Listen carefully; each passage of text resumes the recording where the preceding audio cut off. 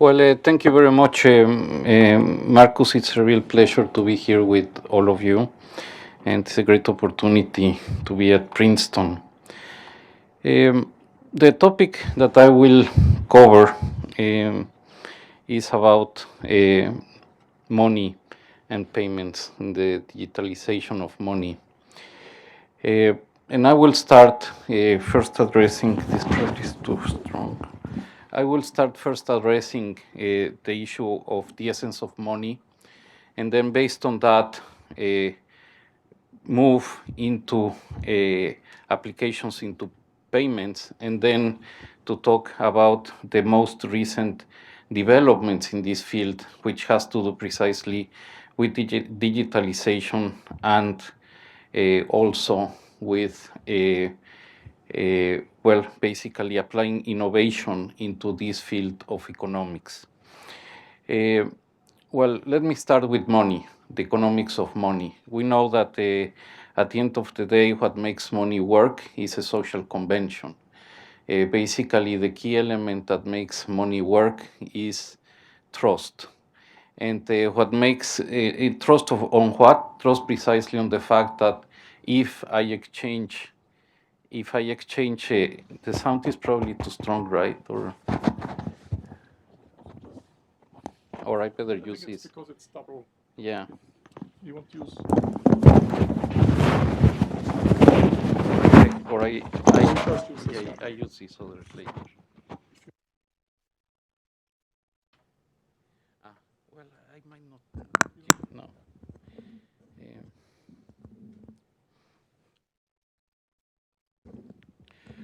Okay. So you can hear me now better? Okay, great. Well, so I was telling you that money is a convention. Basically, what makes the convention work is that you have the certainty that if you're going to pay with something that you received, you will be able to move those resources on and you will get the use or the benefit that you wanted out of money. Now, this is very simple, but the truth is to get to this point is very difficult in time. I mean, as a matter of fact, the history of humanity can sort of be followed by precisely looking into the different iterations, different forms in which this type of exchange has taken place. So through time, there are many different manifestations of different ways to address the issue of money and its role in the economics and how it interacts with society. There is always a temptation to think that the issue with money or the problem with money is technological. And what I will claim is, yes, technology is a very important element. It helps a lot. Certainly it helps for this type of a vehicle, economic vehicle, to play its role. It has to keep pace with the rest of the economy. But the institutional arrangement behind money is probably the most essential element. Let me start by saying that in today's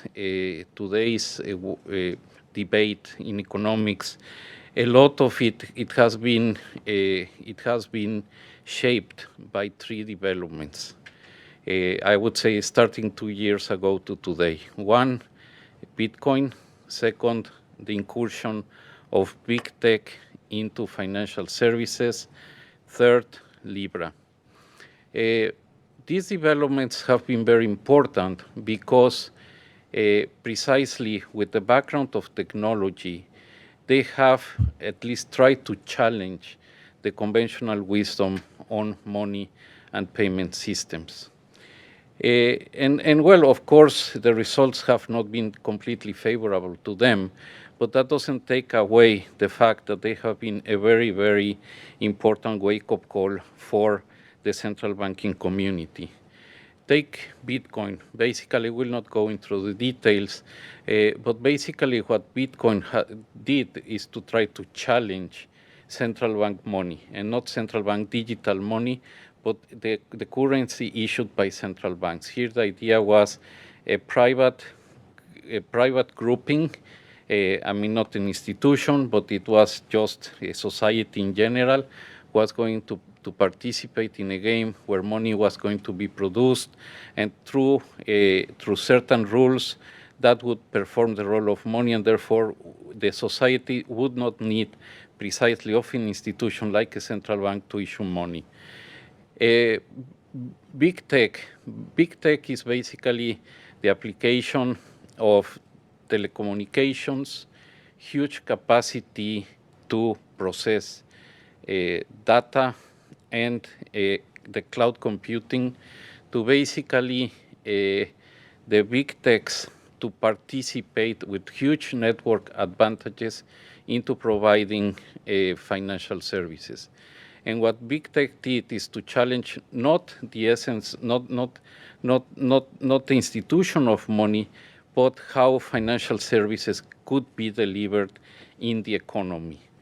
The third one is a combination of the two, which is Libra. Libra wanted to bring into the game a completely new currency, which is precisely Libra, and therefore challenging also the prevalence of central bank money, and then also do some form of financial intermediation, very likely probably of big tech.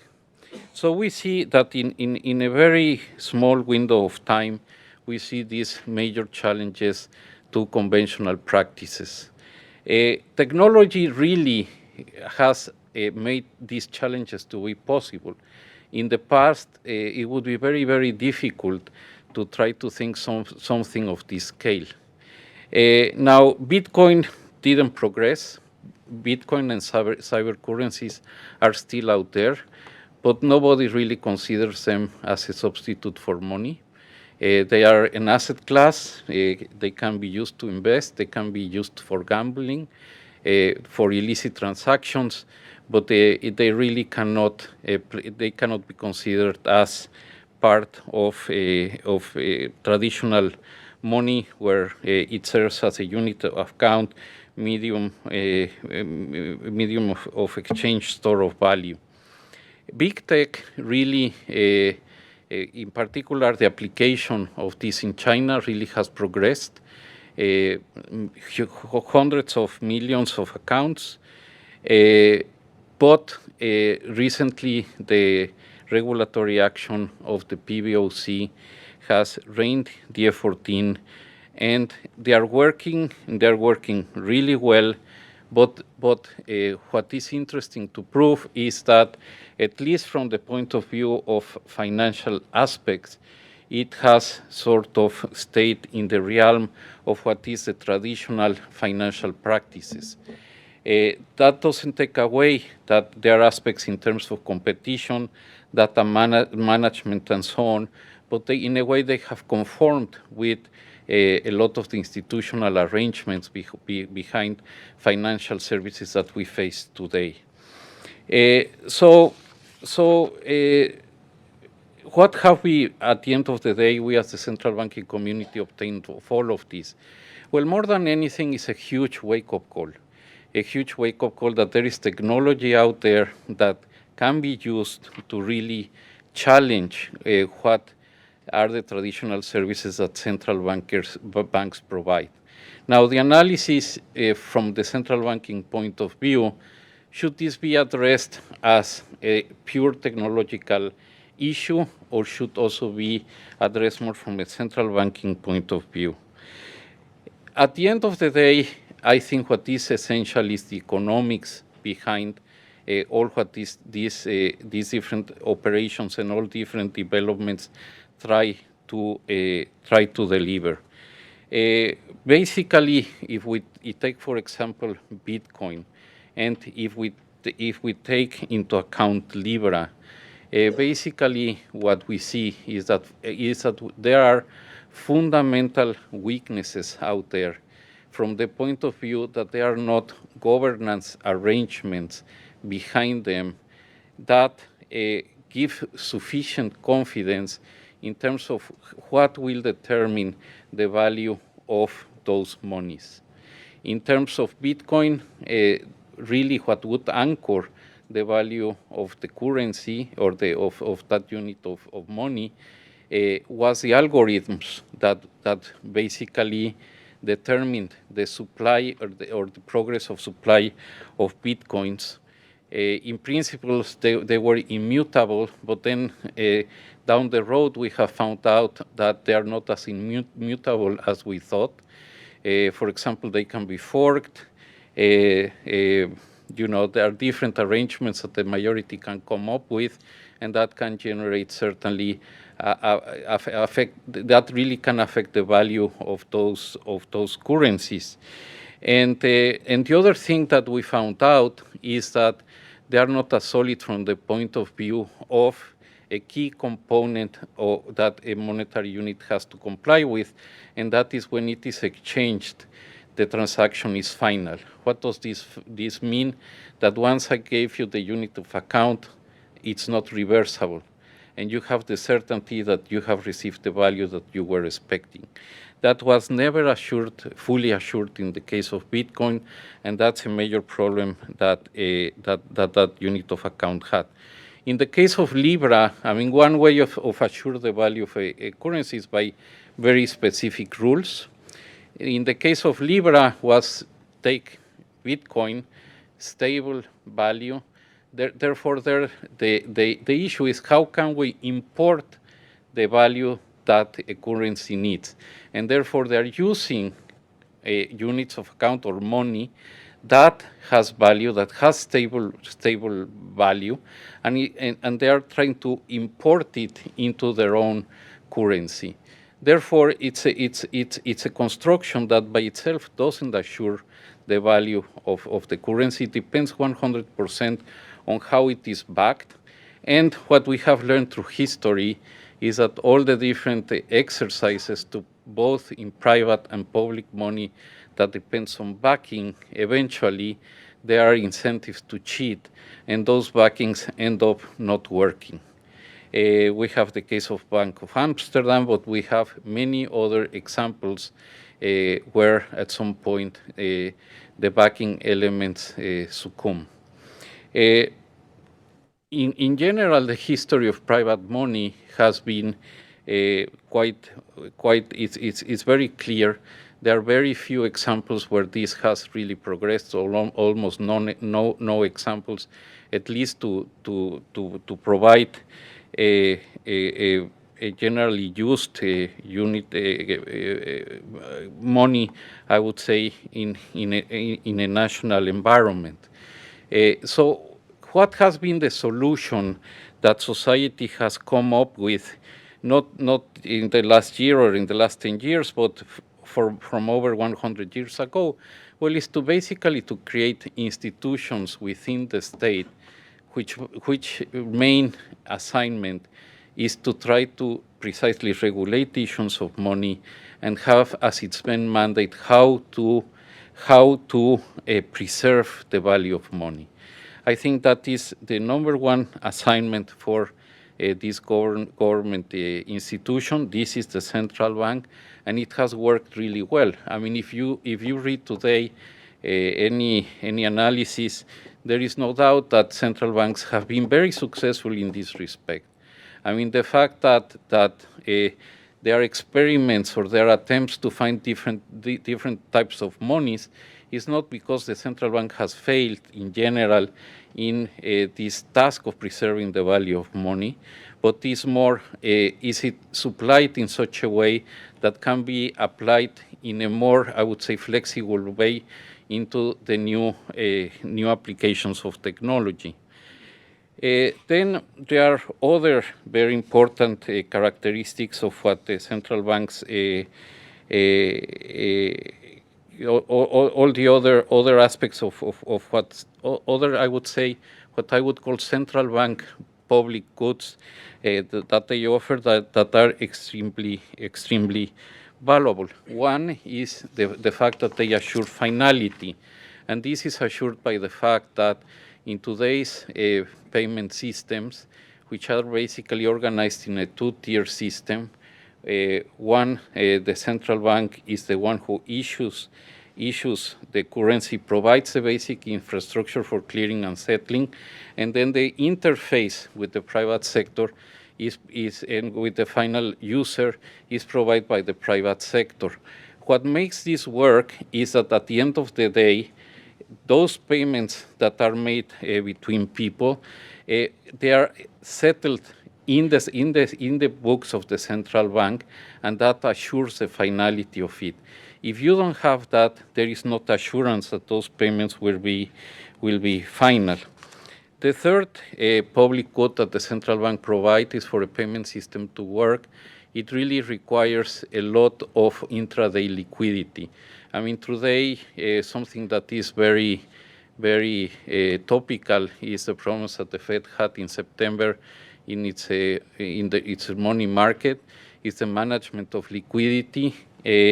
Imagine the liquidity you need to make the payment system to work. If you don't have an institution like the central bank to provide that liquidity, the payment systems could end up in a gridlock, and it pretty much wouldn't work. And in an extreme case, in a case of stress, what really is important is the lender of last resort role of the central bank, which means that if the central bank is not there to plug the holes, the payment systems would unravel, and that would generate huge economic consequences with huge losses for society in general. And the final role that the central banks plays is precisely to establish standards for payments and regulation to have a well-developed payment systems. So these central bank public goods are of the essence. We require them no matter where technology is taking us. So taking that as central, which I would say that's why central banks are called central banks, here the idea is let's look into the future. What comes next? Where I think that technology can be used, having the role of the central bank at its core, at the foundation of a building that you don't see, is not very sexy, everything is underground, but is essential for the payment system to subside. So there are two basic alternatives. One alternative is to go into central bank digital currency. The other is how can we improve the workings of today's payment systems that are based on current accounts in the different financial intermediaries that at the end of the day settle their accounts in the central bank. In both, I would say the central bank plays a very important role. If we go into central bank digital currencies, there are two types of presentations that have to do more than anything who has access to those type of central bank monies. One is wholesale, the other is retail. Wholesale is something that has existed already for many years. Basically, this is what are used to settle securities transactions. This is what commercial banks do in their payments using the different payment systems that the Fed provide. So there really is not much of a novelty there. Where the novelty really would come is in terms of retail. And if in retail here, there would be two major opportunities or two major avenues to move this forward. One is to have the central bank digital currencies at the retail level based on accounts, which would mean that each individual would have an account in the central bank. The other would be through tokens, which basically imagine that instead of having bills and coins, you have a token, which is a digital representation of that money. You would need to have a vehicle to hold this. Basically, this would be probably with a wallet, but you would be able to exchange payments without going through an intermediary. These two avenues are out there. The main implication for this is to give access to the public at large to accounts with the central bank. One is the central bank would have a very, very prominent role in the financial system. Obviously, the private sector still would be able to provide payment services, but they would have to compete against the central bank. There, from the point of view of credit quality, reliability, it would be very difficult to compete against the central bank. In times of stress, it would be especially stress of a financial institution. It would be relatively easy to run from commercial banks into the central bank, and that could have financial stability issues. The reallocation of resources in the financial system would probably affect the transmission mechanism of monetary policy. And the real question here is what would really be the welfare gains of the population? No, are we in a situation where right now people are claiming for this, or are we in a situation that no other than the central bank can provide these services? The answer is no. I mean, right now, the private sector, under the current system that we have, is able to provide fast payments, very efficient. Yes, obviously they can remunerate them, they can provide different services. In principle, those would be the margins with which they would compete against the central bank. But I think that a good division of labor that we have today is present, and I think that is giving us a good situation. So, therefore, at least from my own point of view, what we need to think is how can we make the payment systems work much better with its current architecture. There, I would say, what would be key is precisely to allow for more competition in the payment space. Probably what we would need to authorize is to have more payment providers access to the central bank accounts. In that way, they would also benefit from the centrality of the central bank. That would give them, I would say, a much better access to different layers of society. Another very important thing that probably where we're falling behind is the fact that we don't have very well established standards for payments and for messaging.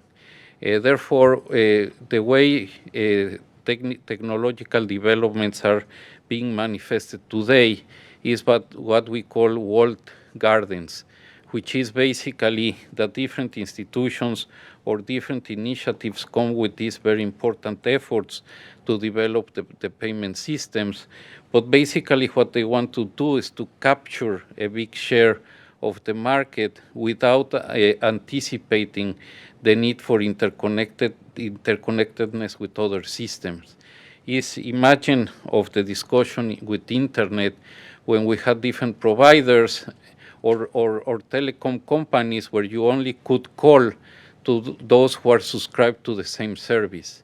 And that obviously is very, very inefficient. The same thing could happen in payment systems. And therefore, I think what authorities would need to develop is precisely how to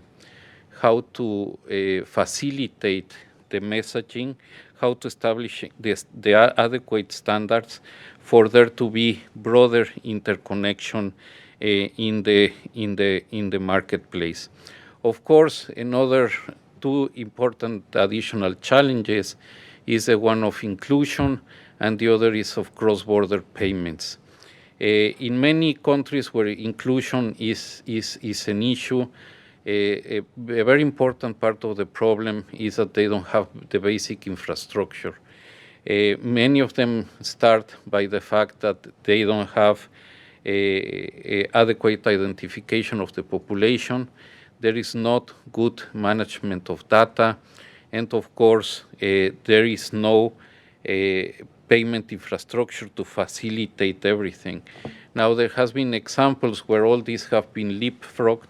What India has been doing is great with what is called the India stack, where you have a stack on identification and an ID of consent, and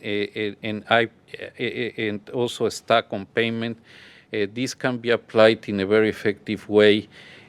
Also, if this is done with the centrality of the central bank, you can hook up there the different private sector providers, including the big tech companies, and it can become a very, very competitive environment. But at the end of the day, the payment stack is connected to the central bank. In terms of in cross-border payments, well, basically there, what is important is to develop precisely payment corridors between the different nations. This can be done in a bilateral way. I would say that there are three basic elements for cross-border payments that are of the essence. One is the AML CFT component, which is the most difficult to solve. The other is the foreign exchange component, and that's relatively easy to solve. The third one is the interface of private providers that with technology you really can abate the costs. So you can do all of this with the current system, just applying policies to facilitate transactions, and you basically don't need a whole new design. So let me conclude.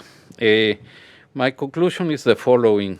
First, if you analyze all these developments in detail, you come to the conclusion, and you might think, well, I'm tooting the horn of central banks. Yes, because I come from an institution of central banks, but where the value of central banks is valid and is huge.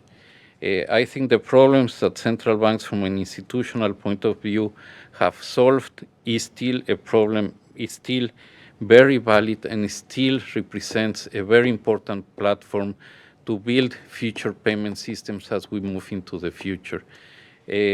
What we have been seeing is that we are uncovering problems through applications like Bitcoin, like Libra, that if you look back in history, they have already been addressed, and they have been addressed through central banks, and that architecture is already there.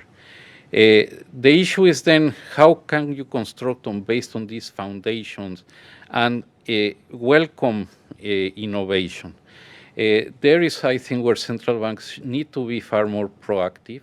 They need to think how their own way of doing business can facilitate more the incorporation of technology, how its public goods that are very important can be benefited by more players. And this would give, obviously, a wider variety of services, more competition at far lower prices.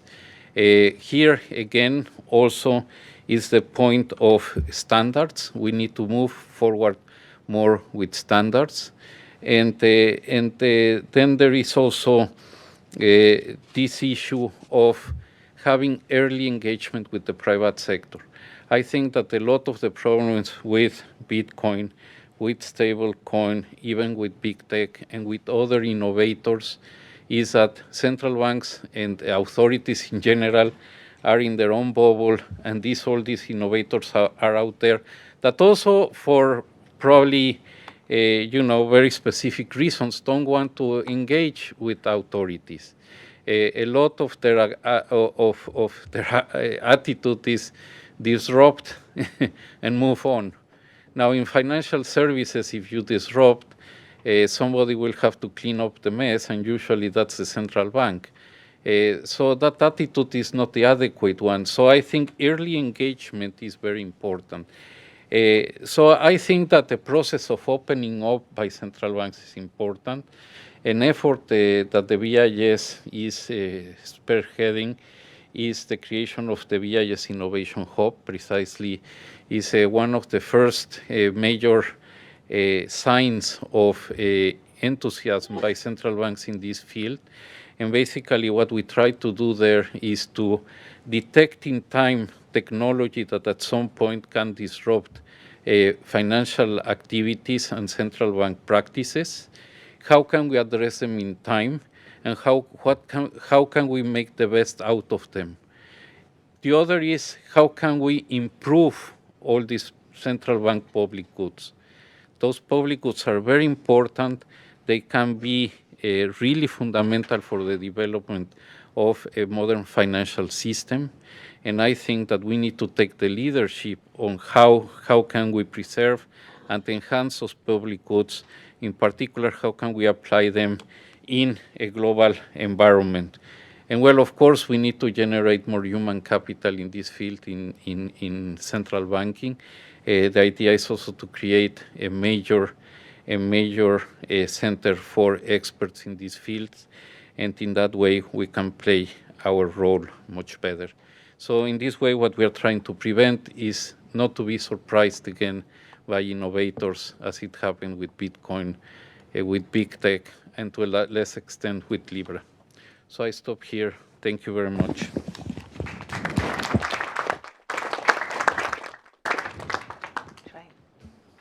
Coming up. Great. Well, do you want to come on up? We're going to have the fireside chat, which sounds part of the central bank innovation as well. I don't think central bankers are used to kind of Oprah Winfrey style fireside chats.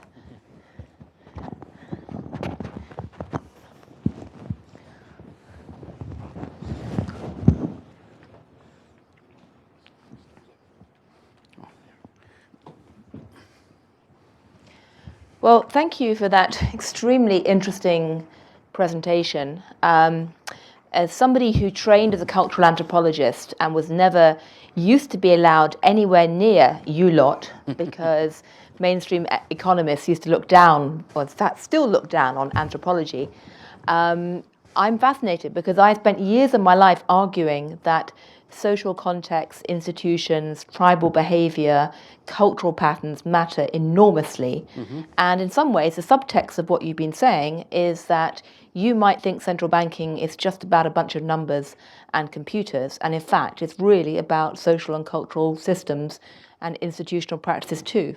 Absolutely. Fantastic. You're welcome to the honorary club of anthropologists. Are there any other anthropologists in the room, or am I surrounded entirely by economists? Well, that was a fair guess. Okay, so I'm minority of one.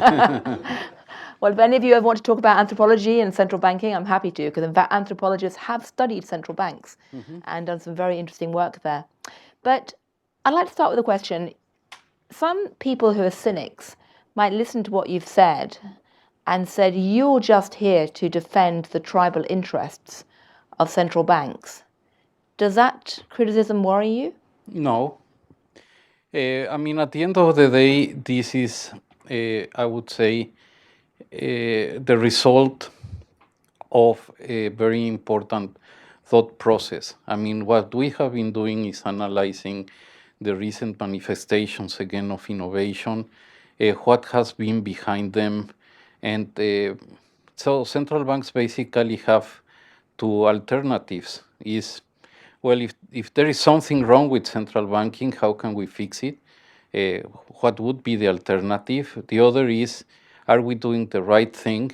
But then there might be other ways in which this can be probably made more obvious, or how can this be, how can we move ahead, making the advantages of central bank be more useful in all this process? And we are in the second camp. I mean, as I say, I mean, Bitcoin is not a result of people being unhappy with what central banks are doing.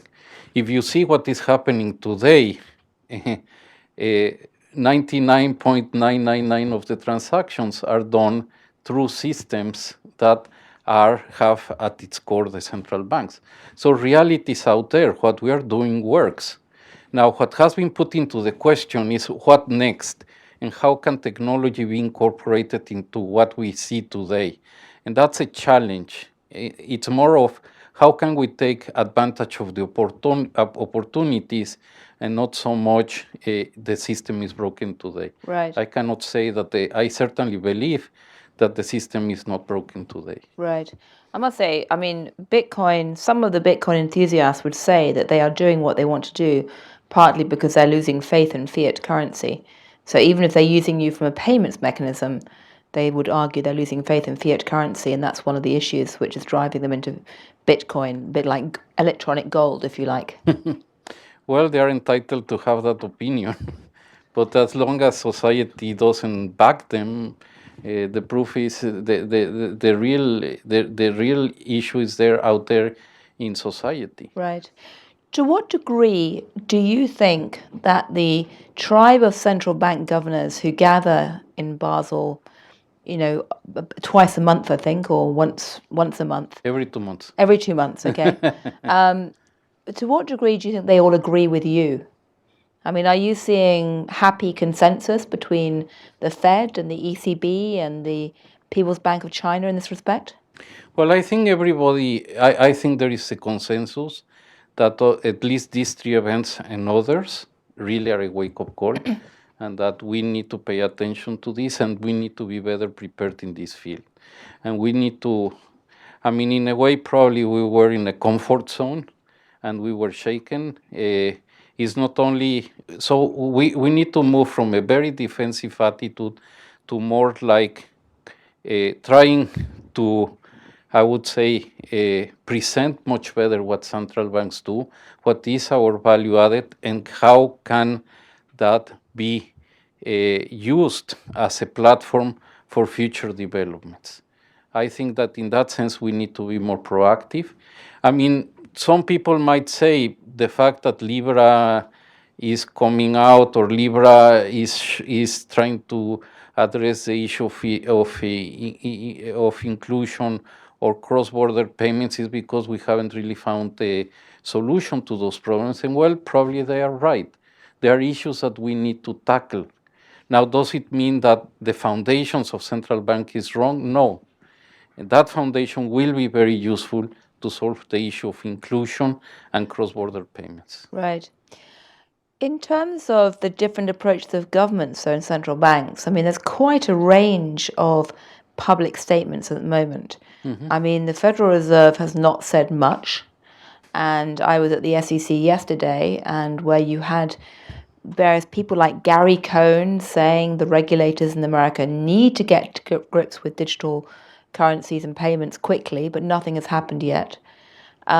You've had quite a lot of noise around the ECB recently. I think Christine Lagarde said just the other day, she came out with this wonderful phrase that said she wanted to, where are we? Central bank issued digital currencies are an area, quotes, where we have to rush slowly. That's almost Alan Greenspan-esque in terms of the ambiguous meaning of that. I don't know how you rush slowly. But you know, and then of course you've got Mark Carney having indicated he is quite positive towards this. And the Chinese have gone in a different direction again. I mean, you're starting to see, I mean, I know you say that there's consensus, but actually in practical terms, well, each country faces a different reality. I mean, I think where a lot of developments have been happening is in emerging markets because they are leapfrogging from a situation of very backward payment systems to very modern ones. So you have the examples of M-Pesa, even the case of China. I mean, they didn't go through the time of checks and credit cards or debit cards and things like that. They're just leapfrogged. In industrial countries, especially in the US, you have also very good applications provided by the private sector that is what society sees, is what society faces in terms of payments. So I think that the incentives that different countries face are different. Now, it is clear that the possibilities of technology are there. And the real issue, how are we going to use that technology, and how can we steer that process in such that we can assure that we will end up in the first best possible way. And that's the process where we are now all interested, each one starting from a different reality. So, in terms of China, for example, you point out in the longer version of your paper that China has really gone through quite an interesting evolutionary path because, these payment systems really grew up almost like a Wild West, out of central bank government control. They have grown up in China to an astonishingly large scale. And the central bank has just come in and, if you like, taken back control by essentially insisting that the tech companies post 100% reserves at the central bank, are essentially now regulated by the central bank. Do you think that's a good model for America to follow? I mean, Well, should we be telling the American authorities they need to go Chinese? No. I think what really needs to happen is first to see that type of development with big techs can take place, and to anticipate that and have the adequate regulatory and supervisory environment. As a matter of fact, what happened in China is that they didn't foresee that. And it grew and it grew and it grew and it grew. And really there what it threatened was the traditional definition of financial intermediation. Big techs were doing financial intermediation. They were not being capitalized. They were not subject to liquidity constraints. So they were basically taking advantage of some of the infrastructure in the financial system without having the obligations or complying with the obligations that the financial intermediary should comply with. So the real issue is how can you establish a level playing field with other players in the economy. And at the end of the day, yes, there were very important risks there by, for example, them lending with resources that were deposited for payment purposes. So there the issue was more, not so much of a challenge to the unit of account, but it was more into the process of financial intermediation. Right.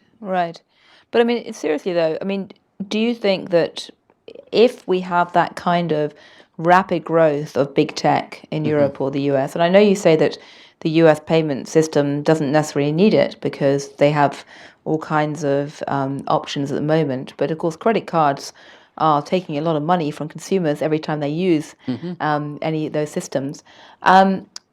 Do you think the idea of basically saying from the offset, actually from the start, that if we have these systems, they should place 100% of the reserves with the central bank?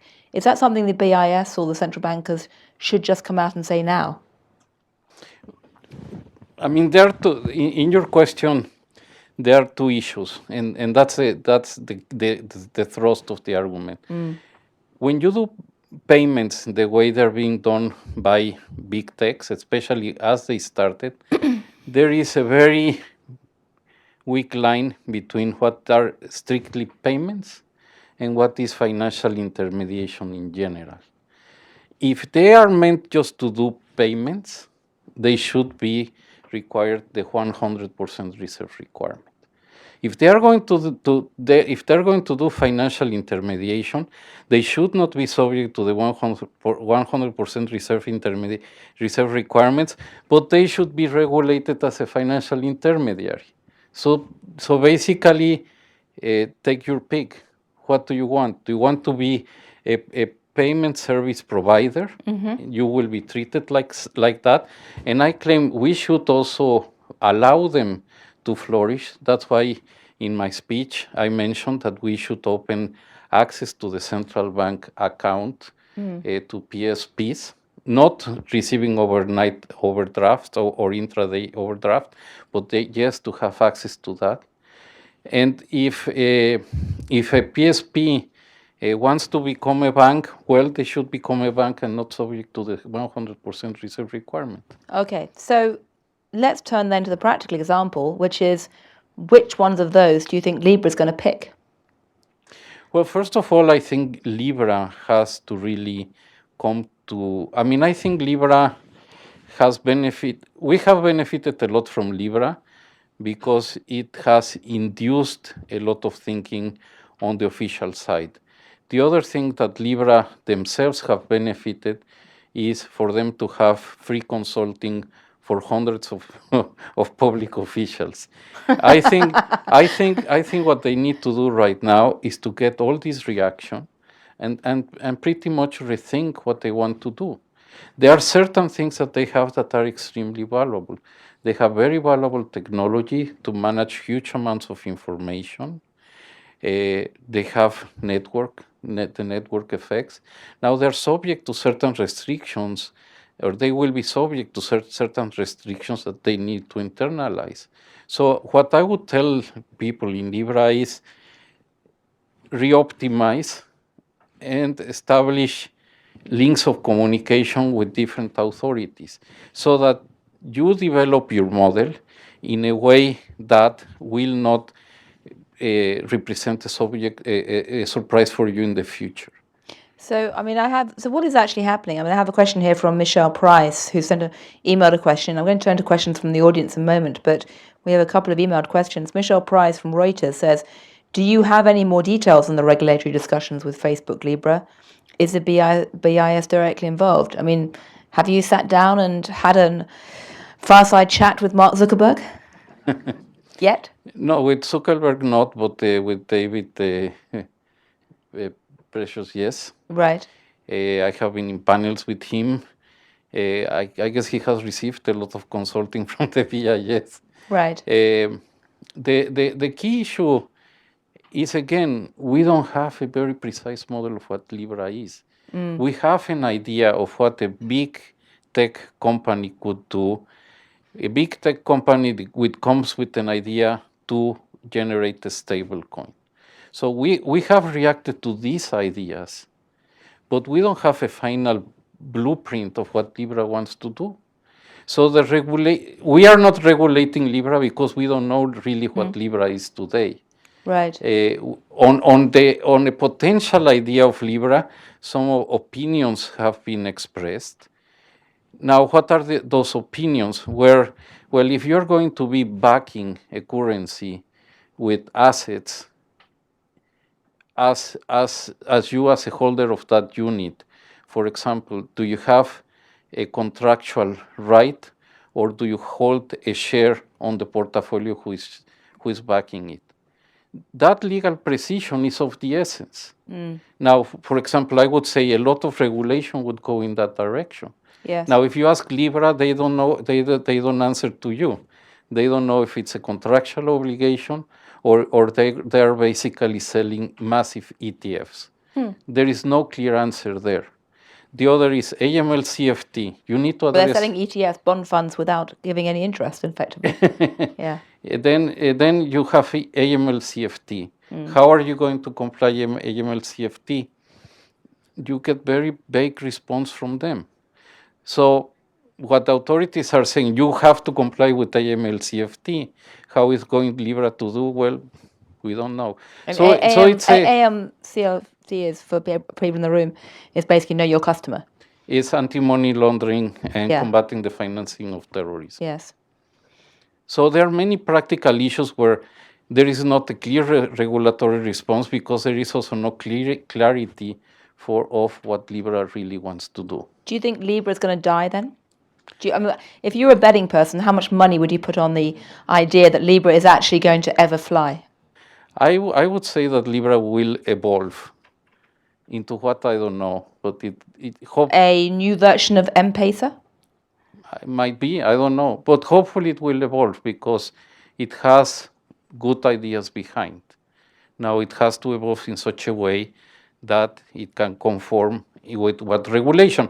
And it's not because of the sake of regulation, it's not because we know that if those aspects are not taken care of, eventually we will have a failed experiment. And we're not here precisely to anticipate failed experiments. Right. I have another question from Marla Dukaran, who's a chief economist for BIT, with 2 T's. How long do you think it will take for central bank digital currencies to become mainstream, and why? It can be very fast. As a matter of fact, In Cambodia, they are already experimenting in real life with CBDCs. Cambodia. In Cambodia. Right. Now, for a country like the US, it might take decades. I mean, again, I think this type of question is derived from the fact if it's a technological problem or it's an economic problem. If it's a technological problem, you might want to say, well, let's say that this is really what I want to achieve. Each individual in society should have an account in the central bank. How much would it take us to develop those accounts? How will the exchanges be taking place? How will the ledgers be updated in real time? That's a technological problem, and you probably could come with an answer. But again, here is the part where you and me sort of identify ourselves. This is not a technological problem. It's a political, broader issue. And economics needs to be there, the politics need to be there, and the social need needs to be there. Right. And that's what is very difficult to answer. Right. Well, it'll be interesting to watch Cambodia. Yeah. Other question? 2 more questions, then I can turn to the audience. Aaron Klein, who's a fellow at the Brookings Institute, asks, the US lags far behind the rest of the world in implementing real-time payments. This is my comment, one of the great ironies about the US being innovative. How much of that is because US banks are somewhat unique in that they earn giant revenue from a slow payment system? Brackets, in the aggregate, US banks charged $34 billion in overdraft fees last year. How does this impact the Federal Reserve, who is both the regulator of the payment system and the operator of a payment system that is decades behind the rest of the world? Isn't that a conflict of interest for a central bank? Well, what I would answer is that it's great that the Fed is now moving with FedNow, that it's very good that they're going to develop FX payments. I think that in many parts of the world, the central banks have developed payment systems both with retail applications and large value applications. In most countries, it has worked really well to spur more competition, and I think it's adequate for the central bank to provide more infrastructure in that terrain. Right. That's quite tactful. Excuse me? Quite tactful. Well, that's what we did in Mexico, so I can speak with experience. Right. Well, I get into the audience for questions, but before we do that, one quick question from my part, which is, you say that you at the BIS want to, start bringing in more digital innovation. You want to avoid being surprised by somebody like Mark Zuckerberg again, and you want to try and sort of break down some of the cultural barriers. I have 2 questions from that, though. Firstly, what are you actually going to do that? I mean, are you going to create a BIS outpost in Silicon Valley and tell the central bankers to wear hoodies and hang out with the techies and find out what's happening? Because there are big cultural differences here. And secondly, and this is actually what are hoodies? I'm sure there's plenty of people in the audience who can tell you what a hoodie is and help you out in this. But secondly, there's actually a sort of second more important issue, which is that, I mean, I'm very curious about how you're actually going to get that expertise into the central bank, or actually get yourselves out of your central bank citadels into the tech sector. But secondly, isn't one of the problems right now that there's such a sort of sense of silos in the world of money and payments right now, that you have a group of people who know a lot about about digital technologies. You have a group of people who know a lot about how money works, and not a lot of people who know about both. Well, and that's a problem of regulation. That's what we want to do, is to bring the 2 worlds together. I mean, in the BIS, as in many central banks, our experts in payments know 70-80% of economics and finance, 20% in technology. We need to complement that with people that have 70-80% of knowledge of technology and 20 or 30% in finance. We want to get that mix. We are hiring that type of profile. We're going to have, yes, outposts, We already are starting one in Zurich, which is our footprint, one in Hong Kong, one in Singapore, and in the next 3 to 4 years, we expect to open 3 or 4 more centers of the hub around the world. And the idea is precisely to engage with those people with hoodies and try to learn from them, and also for them to learn from us, because at the end of the day, they also need that knowledge. It's precisely to bridge that. No? Have you ever been to Facebook, or have you been to Silicon Valley? Yes, I have been many times to Silicon Valley. I haven't been to Facebook per se, but yeah, I have been in many startups. I was just in the FinTech festival in Zurich, in Singapore. I had a fire chat in Singapore, which I told them next time invite me to a poolside chat, not to a fireside chat. But I had tremendous interactions there with many innovators, Right. and it was very fruitful. Well, if you're really going to get into the tech world, you need to have a beer pong side chat. And so I think that's what most entrepreneurs are doing these days. But anyway, more serious questions. I realise we're surrounded by a lot of economic expertise in the room. Marcus, anyone else who would like to ask some questions?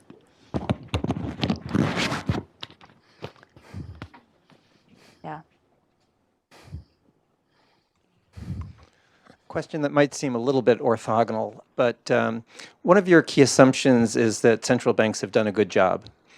And as someone from Latin America, I wonder if you can step back and think about that question a little bit more deeply. If you think of Argentina, you think of course Venezuela today, and if you go around the world, think of Zimbabwe, there are certainly any number of cases where central banks have failed their societies. Imagine that, you know, a Mark Zuckerberg or some big tech person could somehow provide an alternative to those people. Would you back that? So would you back competition of the central banking system where central banks had palpably failed? What do you say about those sorts of situations? I would support that. I fully would support that. I mean, the issue is then, I mean, central banks are not bulletproof. I mean, central banks have very good principles. Most of the time, they're based with very strong laws, very strong mandates. But at the end of the day, it's a political institution. Its mandate is political and it's social. A central bank autonomy is a social and political expression of the will of the people.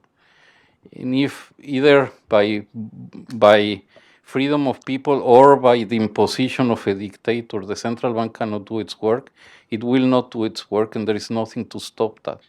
Now, if things really crumble, and at some point you need to restart the currency, well, probably the rules of a digital currency might really work. Now, the key is then how do you assure the sustainability of that exercise?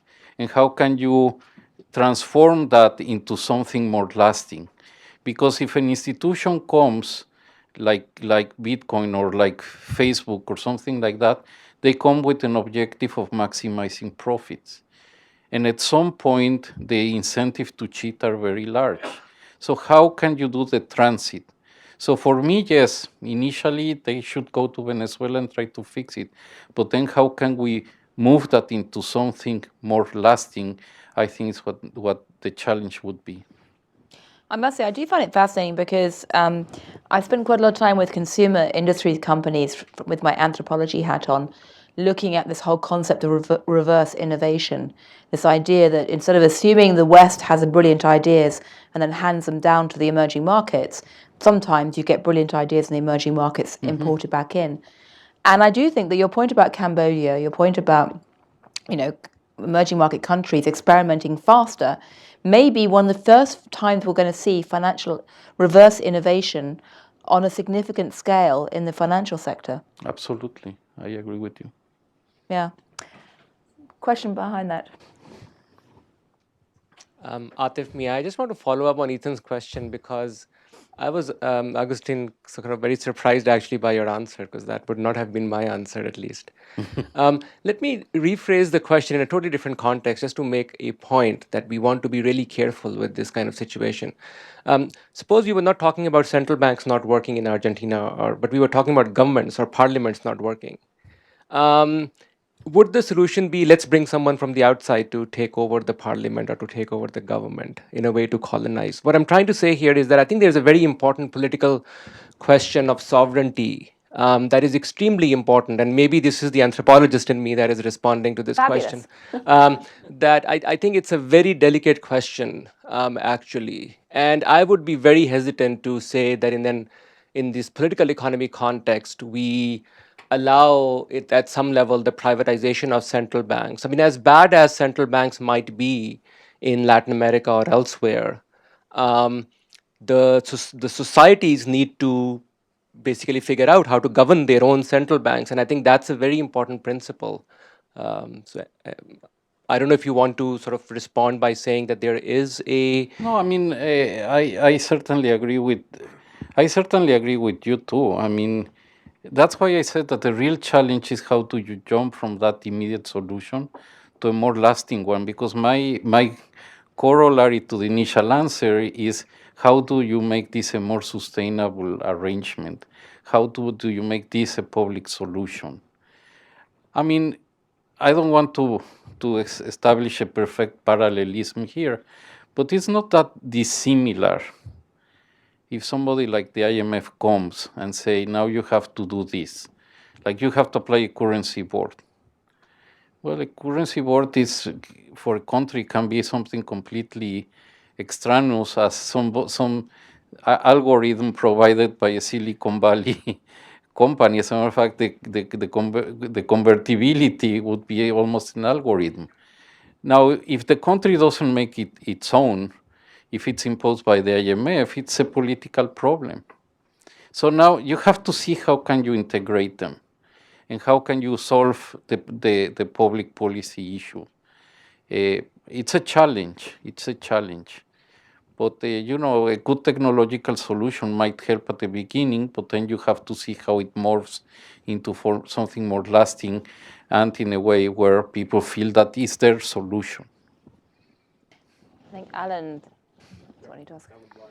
I'm black. Sorry. Sorry. I was waiting for mics. Not that big a room. Okay. Well, Professor Blinder. Since we're all practicing amateur anthropology here, I want to ask you a question about the crossing of the hoodie culture and the gray pinstripe suit culture, and in particular, what I would have thought is the likelihood, but let's just say the possibility, that the hoodie culture doesn't want to cross that line, and they see their business model as the segment of the population, it's not the whole population, that doesn't trust the gray pinstripe suit culture and trusts Google and Facebook more. Don't get me wrong, I'm not one of those, but there are people like that in general. And then the second part of the question is, if you see any truth to that, as you look generationally, as people our age disappearing from the planet and being replaced by people that are now young, there being more and more of the in Google I trust rather than, never mind, God, whatever's on our money. Yeah. Well, I mean, yes, I mean, that's a challenge. I think one way of combating that is precisely by the public sector to provide an alternative, I mean, if Bitcoin comes and there is nothing more than Bitcoin, those who do not necessarily care about the fact that there is no government behind, but what they are enticed about is the technological aspect, then the way to attract those people is by providing a technological response.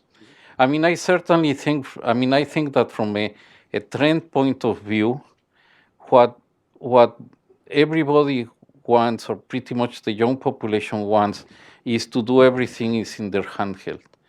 The least thing they want is to have to go to a bank. The least thing they want to do is to even go to an ATM. So if you want them to use cash, you cannot make them go to an ATM or to a branch to get cash. You need to provide them the solution. And I think central banks should be really mindful about that and either provide the solutions themselves or provide infrastructure for the private sector to provide that solution. So I think that would be the attitude I will take, is not to be passive, but to try to identify at the end what those people want. And at the end, what people want is adequate financial services. That's the margin at which we can do something happening, to make something happen. Any more questions? Yeah.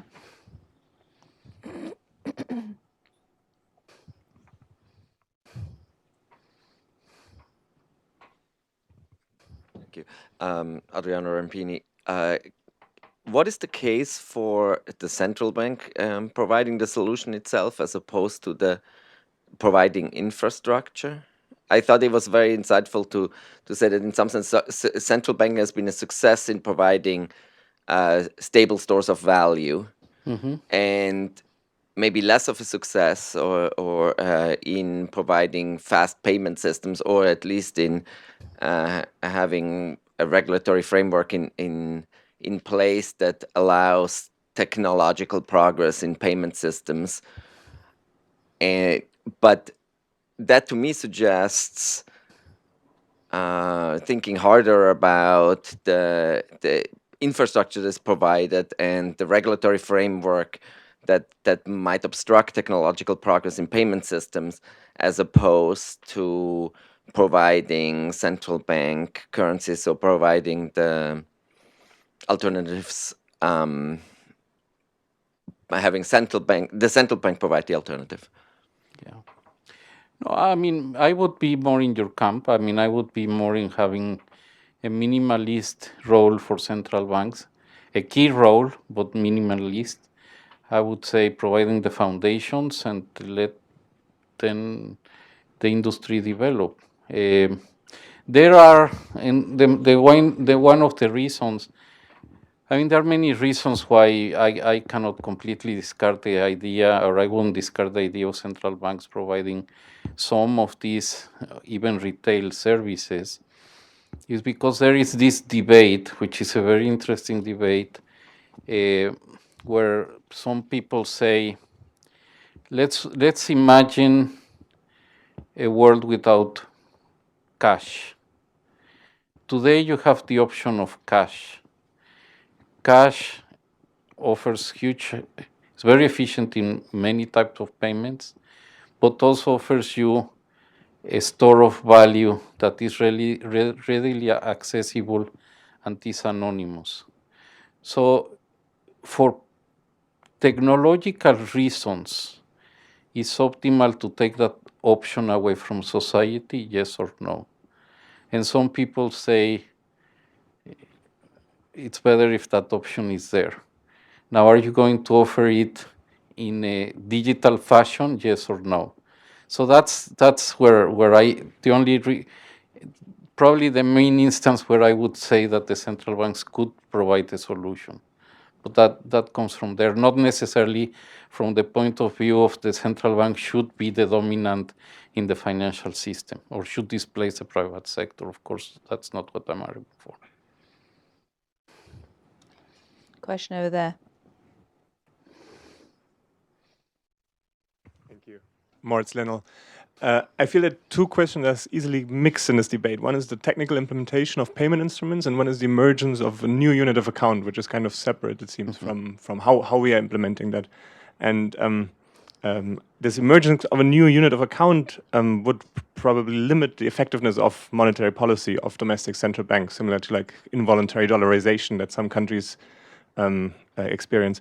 And do you feel governments, central banks around the world are prepared to think about their own abilities, technically and legally, of preventing such an emergence of a new unit of account that would limit their ability to control monetary policy? Is that not really the key question when we think about like something like Bitcoin, that like central banks would not be able to implement monetary policy anymore themselves? Yes, I mean it's an important issue, no?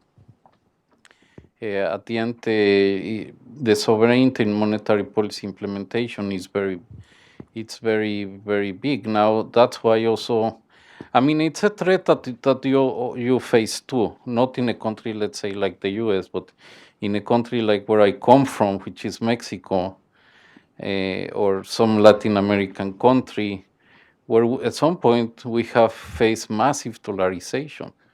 And that's basically your money is being displaced by something else. Now, in the past, it has been because of the capacity to guarantee the value of a currency, and if not, people look for something else. Now, if it's for technological reasons, there is where central banks should be able to compete. I mean, we should do our job from the point of view of preserving the value of the currency, and I think in that sense central banks have an advantage, because I think that central banks are not there to look for profits where a private supplier would be. But I think also now, from a technological point of view, central banks should have the capacity to compete, and that's why we are advocating to develop that capacity. Question there.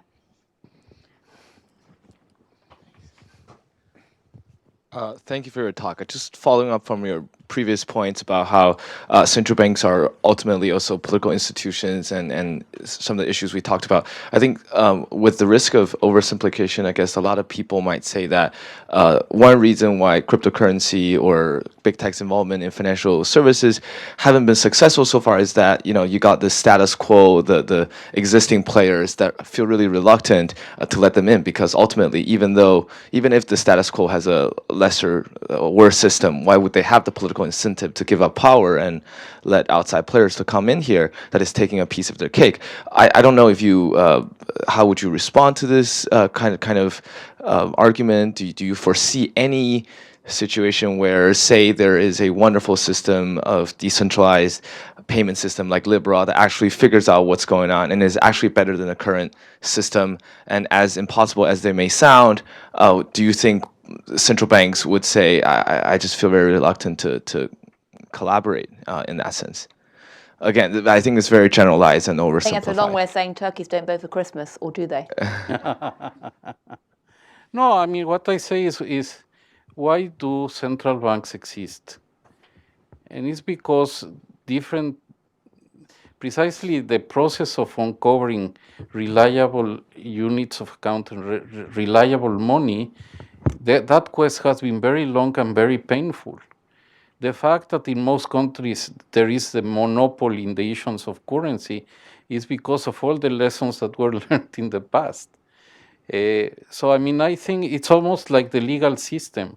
Why does the government have a monopoly in administering a legal, having the rule of law? Well, I think that there is a very similar argument to have the central bank as the one who is in charge of providing an adequate unit of account, store of value, medium of exchange that will allow the economy to work, you know. And that's why I talk in my speech and in what I presented, I discussed of public goods, central bank public goods. I think that's a key issue, a key role of the government. And I just don't think that the private sector can, on a sustainable, reliable basis, play that role. I think we are pretty much out of time, and I think it's been a fascinating debate. I mean, I take away a number of conclusions from your speech. Firstly, that, you know, Mark Zuckerberg and his ilk like to say that their role or their aim in life is to disrupt.